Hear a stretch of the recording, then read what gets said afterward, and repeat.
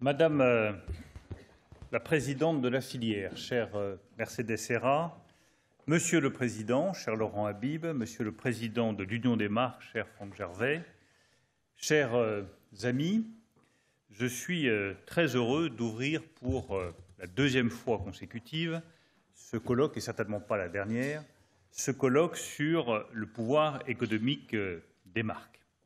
Je crois que 2 ans, c'est le bon moment pour commencer à faire, pas un bilan, mais un point d'étape, et regarder les défis qui sont devant nous, qui sont absolument considérables. La première avancée, nous la devons à votre présidente, à Mercedes Serra, avec la création d'un observatoire des tendances au sein de la filière communication. Cet observatoire est sur pied et je veux remercier Mercedes pour son efficacité, pour sa capacité à trouver aussi les moyens de financement, ce n'est pas toujours le plus simple, et pour le recrutement des compétences. Chacun de ces éléments a été rempli avec beaucoup d'efficacité et je suis persuadé que cet observatoire permettra aux entreprises françaises de bâtir leur stratégie grâce à vos travaux. Donc merci Mercedes pour cette efficacité. Il y a un sujet particulier sur lequel j'aimerais que l'Observatoire et que votre filière se penche. Nous en parlions tout à l'heure avec Mercedes et avec Laurent. C'est la simplification des mentions publicitaires. Parce que nous avons devant nous un défi absolument considérable, pas simple à régler, qui est à la fois un défi par rapport aux consommateurs et un défi par rapport aux nouveaux acteurs de la filière, je pense évidemment aux acteurs du digital. Les consommateurs, de leur côté, ils sont parfois un peu contradictoires. C'est-à-dire qu'ils veulent plus de transparence, ils veulent savoir, et c'est parfaitement légitime, d'où viennent les produits, comment ils ont été fabriqués, qu'est-ce qu'ils contiennent comme sucre, qu'est-ce qu'ils contiennent comme additifs pour les produits de consommation alimentaire. Et nous voulons améliorer évidemment cette information du consommateur. Le Premier ministre l'a rappelé. Et puis d'un autre côté, ils sont, comme vous, comme moi, exaspérés par des mentions publicitaires qui sont parfois trop agressives. Quand on allume sa radio à la matin, c'est devenu insupportable d'entendre autant d'annonces publicitaires d'un niveau que je ne me permettrai pas de qualifier. C'est la même chose sur votre smartphone, c'est la même chose à la télévision. On a le sentiment parfois d'être assailli par la mention publicitaire. Ça me fait penser à ce jeu qui date un peu de Tetris, où le premier cube ça va, le deuxième ça va, et puis quand on commence à avoir une pluie de cubes qui tombent, tout d'un coup ça devient exaspérant et on n'arrive plus à les maîtriser, sauf si on a l'agilité digitale de mes enfants, mais ça n'est plus mon cas depuis très longtemps. Donc tout ça demande à être simplifié et organisé, et il y a un travail considérable à faire là-dessus.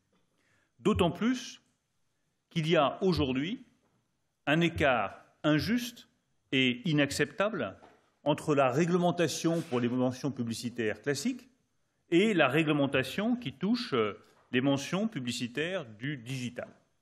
Dans un cas, vous avez beaucoup de réglementations, elles sont très contraignantes, et dans l'autre cas, vous n'avez quasiment aucune réglementation, et ça conduit évidemment à un effet systémique qui touche votre filière, qui touche vos agences et qui touche votre activité économique. Et moi, je vais vous dire mon sentiment, j'ai eu l'occasion de vous le dire l'année dernière, l'attachement que je portais aux marques, la créativité qu'il y avait derrière, la puissance créative et culturelle qui sont associées à ces marques, auxquelles je crois. Bien, la publicité qui va avec, c'est exactement la même chose. Et autant je crois à une publicité qui donne du sens, qui explique le sens d'un produit, le sens d'un acte de consommation, et j'aurai l'occasion d'y revenir, autant je me méfie d'une publicité qui ne repose que sur l'accumulation de données, qui finit par orienter, voire forcer l'acte du consommateur et détruit toute créativité. Entre une publicité qui est faite par de l'algorithme et l'accumulation de données personnelles, et une publicité qui est une réflexion sur une marque et une réflexion sur un produit, je préfère évidemment celle qui part d'une réflexion sur un produit, d'une réflexion sur une marque et de la créativité. Je ne souhaite pas que l'algorithme remplace la créativité de vos agences. Je ne souhaite pas que les données remplacent l'esprit. Et c'est un des sujets absolument fondamentaux pour nos sociétés à venir. Et je crois que de ce point de vue-là, la France, qui a toujours fait du génie créatif l'un des éléments clés de sa culture, doit porter un message différent. Et vous devez, vous, en défendant les marques, en défendant la création publicitaire, défendre aussi une autre approche de l'acte de consommation, qui n'est pas un acte forcé, orienté, produit d'une accumulation de données qui vont conduire à la répétition des mêmes comportements parce que c'est vos données existantes qui feront vos comportements futurs, mais qui reposera, au contraire, sur de la créativité et sur de l'inventivité. C'est d'ailleurs pour cela, et c'est le deuxième point que je voulais évoquer avec vous, que nous voulons avancer avec le président de la République sur l'industrie culturelle française, qui est extraordinairement créative. Et je pense que les deux vont ensemble. La défense d'un certain type de publicité et la simplification de la réglementation, et vous allez travailler là-dessus, et la défense, dans le même temps, d'une industrie culturelle qui doit permettre justement de porter différemment nos messages de consommation. Le 23 mai dernier, le président de la République a annoncé la création d'un fonds d'investissement de 225 millions d'euros pour soutenir le développement de ces industries culturelles, et je crois que c'est un choix d'avenir absolument fondamental. Dans les derniers déplacements que j'ai faits, j'ai pu voir à nouveau la créativité, la force de cette industrie culturelle, qui va d'un leader du streaming musical, Deezer, jusqu'à l'industrie du jeu vidéo, jusqu'à la création de tous les décors, personnages et autres pour le cinéma, qui repose sur des écoles de créativité qui sont absolument exceptionnelles. Je pense par exemple à l'école des Gobelins. Tout cela doit nous permettre d'avoir une industrie culturelle qui soit au plus haut niveau. Et je vous recommande par exemple d'aller visiter, comme je l'ai fait il y a quelques semaines, les nouveaux locaux de Technicolor qui vient d'investir plusieurs millions à Paris, où on voit justement ce que c'est que la créativité française. Le Roi Lion sera formidable grâce aux travaux des agents, des ingénieurs et des créateurs de Technicolor. Je le dis pour tous ceux qui seront obligés, comme moi, je reviens à mes enfants, d'aller voir le Roi Lion, qu'ils le veuillent ou non. Je suis donc convaincu que cette filière est une des filières d'excellence de notre créativité économique et industrielle, et je souhaite évidemment que votre filière communication soit associée directement aux travaux qui seront menés par la future filière des industries créatives et culturelles. Donc j'ai demandé à Franck Riester, ministre de la Culture, d'associer les deux filières, et je souhaite que dans le cadre du pacte productif qui m'a été confié par le président de la République et par le Premier ministre, vous me livriez pour la rentrée prochaine des propositions sur la manière dont nous pouvons utiliser au mieux la filière communication et la filière des industries créatives et culturelles pour créer des emplois, de la richesse et de la prospérité pour les Français. Alors pardon si le timing est un peu court, mais ce n'est pas moi qui le choisis. Et comme je dois remettre mes conclusions au président de la République en décembre, je pense qu'il serait bon que votre filière me fournisse des premières propositions, orientations, suggestions dès le mois de septembre. Ça me permettra de revoir Laurent Habib et Mercedes Héra à cette occasion. Le troisième point, on avait promis de se revoir vite, cher Laurent et cher Mercedes, vous voyez, c'est fait. Très pratique de prendre ces rendez-vous comme ça en direct au pupitre. Ça simplifie beaucoup les choses. Le troisième élément, et vous voyez que tout ça part d'une réflexion globale sur ce que doit être demain l'acte de consommation et la préservation de notre culture dans cette idée que nous nous faisons de l'acte de consommation. La réglementation d'abord, la création d'une filière dans laquelle vous allez vous-même me faire vos propositions parce que vous serez bien mieux placé que moi pour le faire. Le troisième élément, c'est rétablir de la justice par rapport aux géants du numérique. Car il est évident qu'aujourd'hui, le combat se fait à armes inégales et que l'un des enjeux clés pour le début du XXIe siècle sera de recréer de l'équité entre les géants du numérique qui sont en situation de monopole, qui ne sont pas soumis aux mêmes règles fiscales que vous et vos propres entreprises. Et ça, c'est un combat que j'ai décidé de prendre à bras-le-corps depuis le premier jour où j'ai été nommé ministre de l'économie et des finances, et je continuerai à le faire étape par étape, pas du tout parce que j'aurais une quelconque opposition à l'égard de ces géants du numérique qui ont réussi à créer beaucoup de valeur, et tant mieux, mais parce que je crois à la justice en matière économique et à l'équité dans les relations commerciales. Et que cette équité et cette justice sont remises en cause par la situation de monopole de certains géants du numérique. La première avancée que nous avons portée, le premier combat que nous avons porté, c'est l'équité fiscale. Nous avons mis en place une taxation des géants du numérique au niveau national. Dans quelques jours, il y aura le G7 des ministres des Finances à Chantilly et nous allons porter à nouveau dans le cadre du G7 l'idée d'avoir une juste taxation du numérique pour que ces géants du numérique aient le même niveau de taxation que vos entreprises. Nous porterons ensuite les travaux au niveau de l'OCDE et mon objectif est qu'on ait une solution internationale en 2020 adoptée en bonne et due forme. Et je ne renoncerai à notre taxe nationale sur les géants du numérique que le jour où l'OCDE aura décidé, je dis bien décidé et pas envisagé, la mise en place d'une taxation du digital aussi efficace que celle que nous portons. La deuxième question qui se pose, c'est l'utilisation des données et la manière dont on réglemente l'utilisation des données. C'est un point absolument capital, c'est un projet de société qui est derrière. Si on n'encadre pas davantage l'utilisation des données personnelles, la manière dont elles sont récupérées et exploitées, c'est toute notre vie en société qui peut être demain menacée. On l'a vu dans le débat démocratique, on peut le voir demain dans le débat sur la consommation, et on pourra le voir encore après-demain sur les questions des données médicales et de la protection du secret médical. C'est un enjeu de civilisation que de savoir ce que nous faisons des données, comment est-ce que nous les utilisons, comment est-ce que nous les régulons, pour qu'elles ne deviennent pas un instrument de contrôle d'entreprises privées, obéissant à des intérêts privés et qui, par définition, ne sont pas soumises aux règles ni au contrôle de l'intérêt général. C'est un combat que nous avons mené avec le RGPD, qu'il faut continuer à mener, parce que c'est l'idée que nous nous faisons de la société en France et l'idée de la société européenne qui est clairement en jeu. Et de ce point de vue-là, la consommation est directement ciblée, directement concernée, parce que les citoyens doivent rester libres et leurs actes de consommation ne doivent pas être téléguidés par l'accumulation de données qui les mèneraient systématiquement au même acte de consommation. C'est notre liberté qui est en jeu. Notre liberté démocratique, notre liberté de consommation, notre liberté d'individu. J'insiste là-dessus parce que je pense que pour toute la génération qui vient, c'est un enjeu crucial. Troisième enjeu, c'est éviter que ces monopoles numériques ne se transforment en État ou en quasi-État en disposant des attributs de la souveraineté d'un État. Je suis avec beaucoup d'attention la mise en place de cette monnaie Libra que propose Facebook.